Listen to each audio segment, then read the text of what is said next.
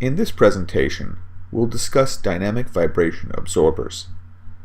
Dynamic vibration absorbers are a very simple, effective method for treating the vibration that's induced in rotating machinery by imbalance. Let's first discuss the source of the problem. In many kinds of rotating machinery, so we're talking about pumps, fans, compressors, even washing machines, a vibration occurs at the frequency of rotation, and this vibration is due to the imbalance of the rotating component. In a pump or compressor, this would be the shaft.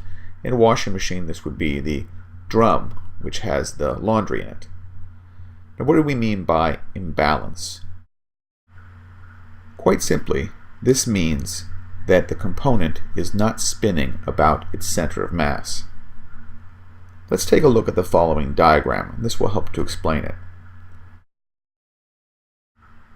Imagine we have a shaft that, with its bearings, is caused to spin about its geometric center, and this geometric center corresponds to the center of mass. And now we add a small mass to the outside. This is at radius epsilon, and the small mass is labeled mu. And this is being attached to the outside, so it will spin around as the shaft spins around.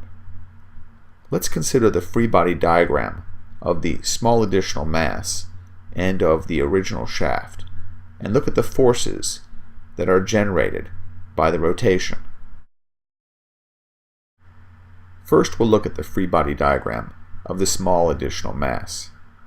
Now, this mass is rotating about at a radius of epsilon, and for it to do that rotation, it must be continually accelerating inward.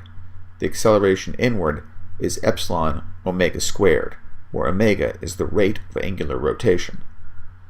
The force that must be delivered to the mass to keep it rotating in this circle must be this acceleration times the amount of mass. So the force is m sub u times epsilon times omega squared. Now we'll look at the free body diagram of the shaft.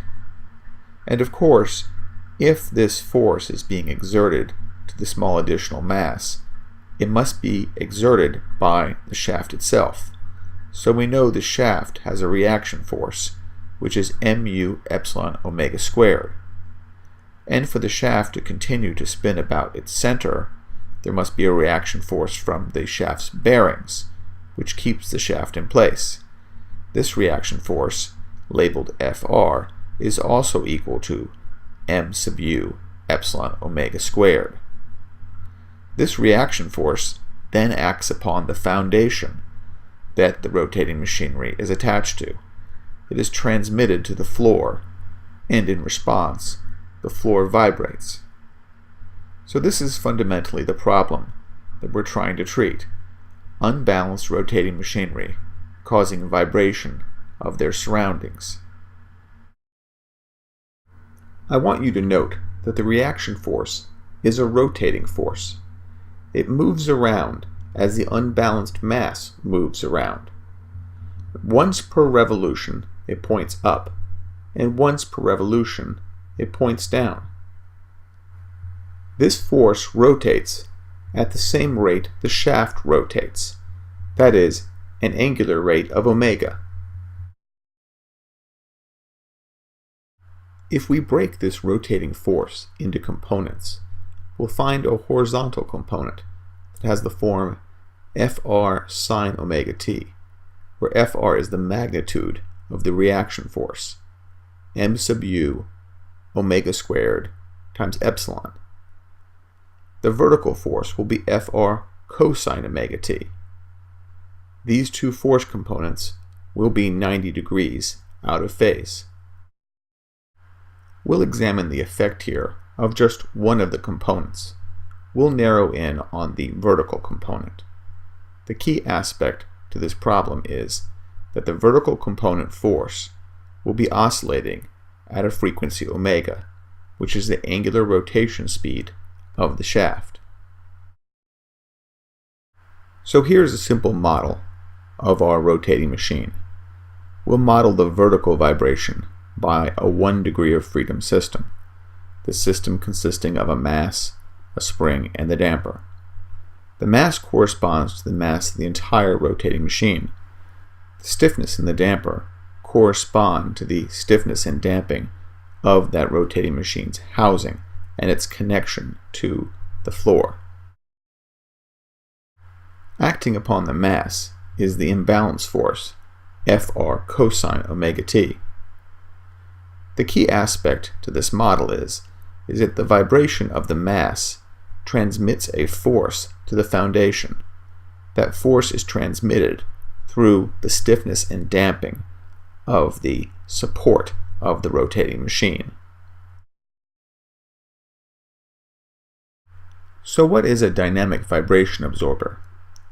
A dynamic vibration absorber consists of a spring and a mass that is connected to the rotating machine. This additional spring mass system has its natural frequency tuned to the operating speed of the machine. What that means is that we select the additional mass and stiffness that we apply to the rotating machine on the basis of what the operating speed of the rotating machine is. We select this additional mass and stiffness so as to minimize the vibration of the rotating machine and thereby minimize the force that's transmitted through the stiffness and damping elements to the floor. Here on the left, you see our 1 degree of freedom model of the rotating machine that we discussed earlier. On the right, you see this model with the additional mass and stiffness elements. The force of imbalance still acts on the main mass, capital M, and not on the absorber mass, small m sub a. So how does the dynamic vibration absorber work? How does it minimize the vibration of mass, capital M? To answer this, we'll look at the transfer function between the force applied to capital M and its vibration.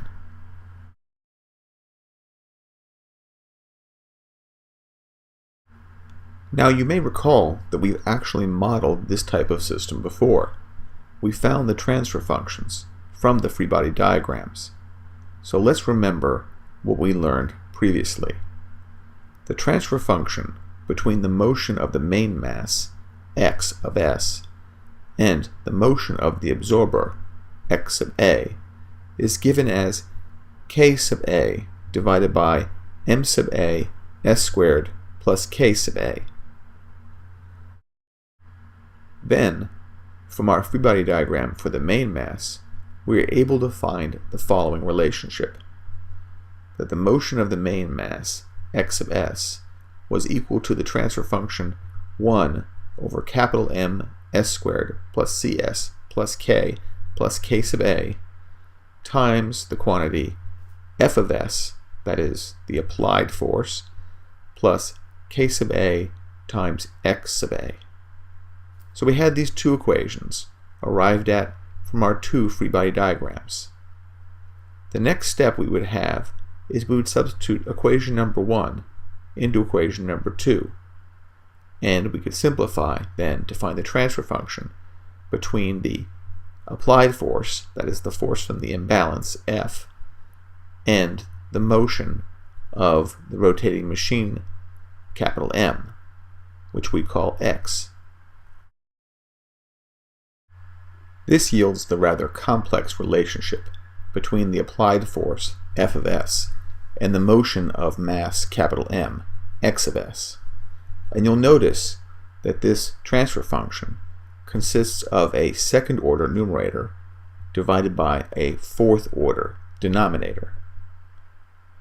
Now, because all the values of m's, k, and c are positive, the poles, that is, the root of the denominator polynomial, will all be in the left half plane. This result is only true when you're dealing with mass spring damper systems. the result that if all the masses, stiffnesses, and dampings are positive, then the system must have its poles in the left half plane. Note, however, the zeros of this transfer function.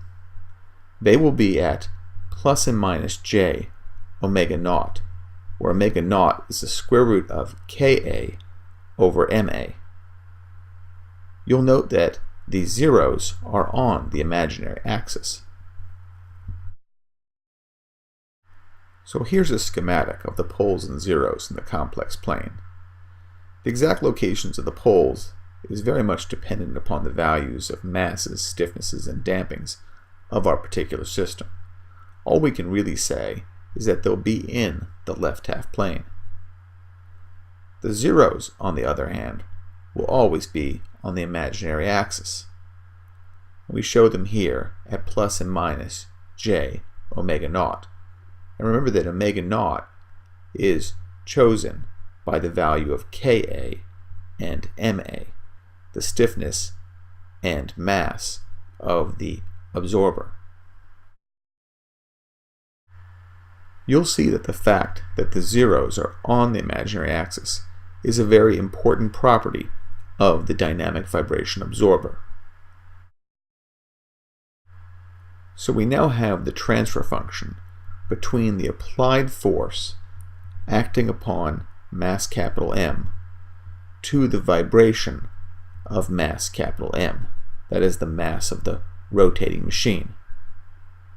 And this transfer function had a second order numerator over a fourth order denominator.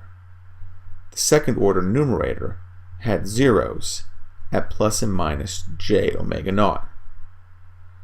Now what we'll do is we'll look at what the magnitude of this transfer function is at the frequency omega naught. Why are we interested in this? We're interested in this because this magnitude is the gain that any sinusoidal signal would receive in passing through the system if the sinusoid was at the frequency omega naught. And when we evaluate the magnitude of the transfer function at this frequency, we find out that magnitude is 0. In other words, if there's a sinusoidal force of frequency omega naught acting on mass capital M, it will result in 0 vibration of mass capital M. Now, you should recall what the square root of K sub A over M sub A is. It's the natural frequency of the absorber alone. That is, if you were to take the absorber and just to put it on a solid foundation and look at its natural frequency, it would be square root of K sub A over M sub A. Therefore, if M sub A and K sub A are chosen such that square root of K sub A over M sub A, which is what we refer to as omega naught, if the values were chosen in such a fashion that omega naught is equal to the operating speed of the rotating machine, then no steady state vibration of mass capital M will occur. This is because the frequency of excitation of the unbalanced mass is the same frequency as the zeros that have been added by the dynamic vibration absorber, and those zeros result in the transfer function having 0 gain at this frequency. And therefore, since there's 0 gain, the force will have no effect upon the motion of mass capital M. So we can say that what we desire to do is to set the natural frequency of the absorber alone to be equal to the operating speed of the rotating machine. Then we can attach the absorber to the rotating machine, and we'll get no vibration of that rotating machine. In our next lecture, we'll continue to examine the dynamic vibration absorber. We'll look at how the dynamic vibration absorber works physically, how it actually prevents vibration at the frequency that the rotate machine is operating. We'll then look at the frequency response plots of the absorber. And then finally, we'll look at some video of a dynamic vibration absorber working.